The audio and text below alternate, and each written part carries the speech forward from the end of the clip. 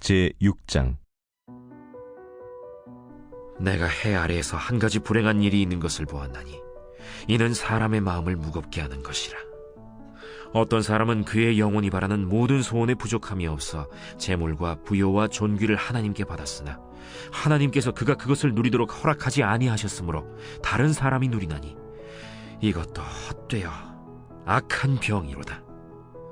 사람이 비록 100명의 자녀를 낳고 또 장수하여 사는 날이 많을지라도 그의 영혼은 그러한 행복으로 만족하지 못하고 또 그가 안장되지 못하면 나는 이르기를 낙태된 자가 그보다는 낫다 하나니, 낙태된 자는 헛되이 왔다가 어두운 중에 가매 그의 이름이 어둠에 덮이니 햇빛도 보지 못하고 또 그것을 알지도 못하나 이가 그보다 더 평안함이라.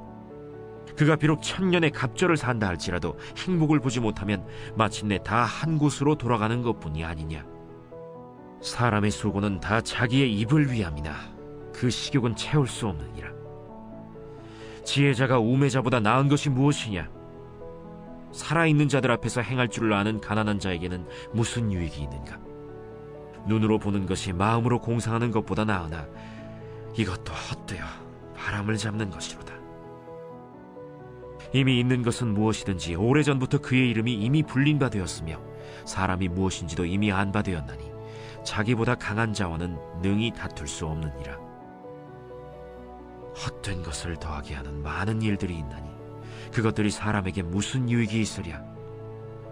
헛된 생명의 모든 날을 그림자같이 보내는 일평생에 사람에게 무엇이 낙인지를 누가 알며 그 후에 해 아래에서 무슨 일이 있을 것을 누가 능히 그에게 고하리요. 오늘 본문의 6절을 보시면 이런 말씀을 하고 있습니다. 그가 비록 1000년의 갑절을 산다 할지라도 행복을 보지 못하면 마침내 다 한 곳으로 돌아가는 것뿐이 아니냐.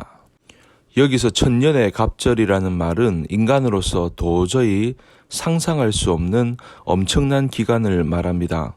성경을 보시면 1000년 비슷하게 산 사람들이 있지 않습니까? 아담은 930세, 셋은 912세, 에노스는 905세, 무두셀라는 969세를 살았습니다. 이분들이 살았던 연수가 오늘 본문에 견줄 정도로 오랫동안 산 사람들입니다. 오늘날 우리가 살아가는 연수는 많이 살아봐야 100년입니다. 그러니까 1000년을 산다는 것은 우리보다 10배나 오래 살았다고 할 수 있습니다. 그렇다고 해서 우리보다 10배나 행복한 삶을 살았다고 할 수 있습니까?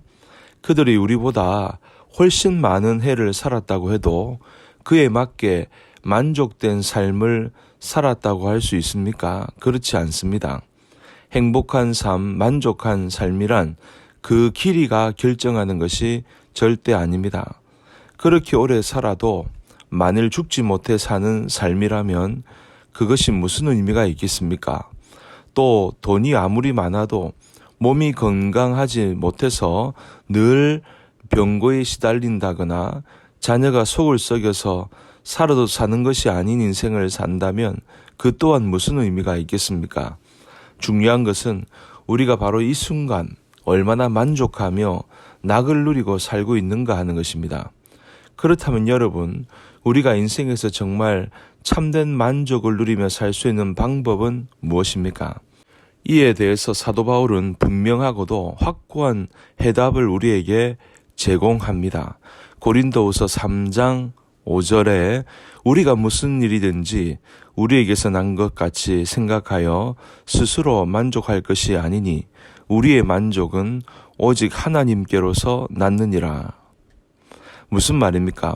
우리 인생의 만족은 우리가 가지고 있는 소유에 있는 것이 아니고 우리가 가지고 있는 어떤 다른 것에 있는 것이 아니라 오직 하나님께로만 말미암는다는 것입니다. 세상의 기쁨의 종류가 많다고 하지만 하나님과 예수 그리스도 안에서 얻을 수 있는 기쁨만한 것이 없습니다.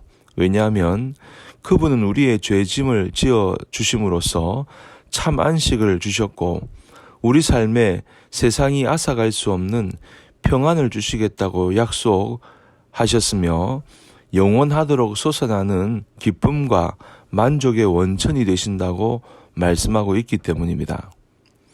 여러분, 우물가의 여인이 자신의 남편이 5이나 있었지만 만족이 없었습니다. 그러나 주님을 만남으로 인해 인생의 모든 갈증이 해결이 된 것입니다. 내가 주는 물을 마시는 자는 영원히 목마르지 아니하리니 내가 주는 물은 그 속에서 영생하도록 솟아나는 샘물이 되리라. 주님으로 인해 인생의 목마름이 해결되고 행복을 경험할 수 있는 것입니다. 저는 개인적으로 샌디 밀러의 간증을 매우 좋아합니다. 영국의 존경받는 목회자 샌디 밀러가 일생에 3번 정도 육성에 가까운 아주 생생한 하나님의 음성을 들었다고 합니다. 샌디 밀러가 어느 수련회에서 너무너무 큰 은혜를 받았습니다. 그래서 그가 혼자서 해변을 걸으면서 하나님이 주신 은혜가 너무 좋아 주체할 수가 없어서 해변을 걸으면서 하나님께 기도했다고 합니다.